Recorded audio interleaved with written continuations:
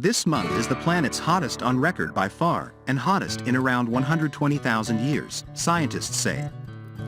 As vast swaths of 3 continents bake under blistering temperatures and the oceans heat to unprecedented levels, scientists from 2 global climate authorities are reporting before July has even ended that this month will be the planet's hottest on record by far. The heat in July has already been so extreme that it is virtually certain this month will break records by a significant margin, the European Union's Copernicus Climate Change Service and the World Meteorological Organization said in a report published Thursday. We have just lived through the hottest 3-week period on record, and almost certainly in more than 100,000 years. Typically, these records, which track the average air temperature across the entire world, are broken by hundredths of a degree. But the temperature for the first 23 days of July averaged 16.95 degrees Celsius, 62.51 Fahrenheit, well above the previous record of 16.63 degrees Celsius, 61.93 Fahrenheit, set in July 2019, according to the report. The data used to track these records goes back to 1940, but many scientists, including those at Copernicus, say it's almost certain that these temperatures are the warmest the planet has seen in 120,000 years, given what we know from millennia of climate data extracted from tree rings, coral reefs and deep-sea sediment cores. These are the hottest temperatures in human history, said Samantha Burgess, deputy director at Copernicus. It all adds up to a blistering northern hemisphere summer, potentially an unprecedented one.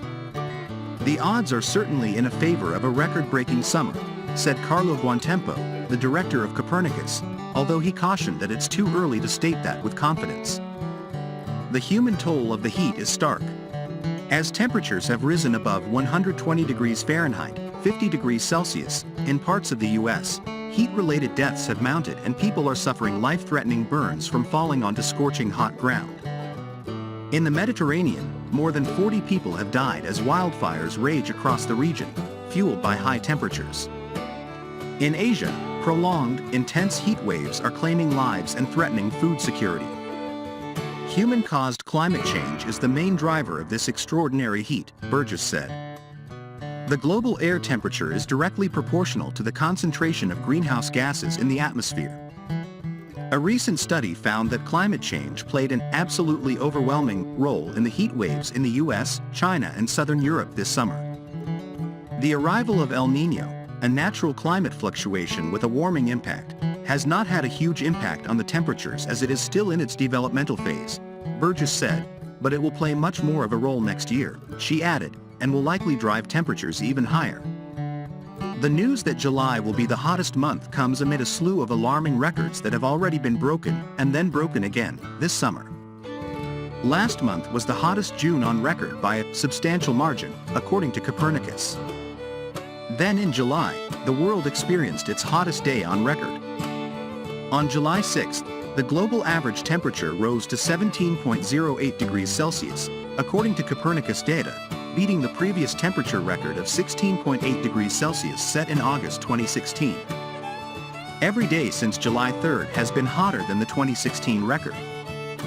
We are 7 months into 2023 and almost every month this year has been in the top 5 hottest on record, said Burgess, adding that if the trends continue into the fall and winter, 2023 is likely to be among the warmest years ever recorded.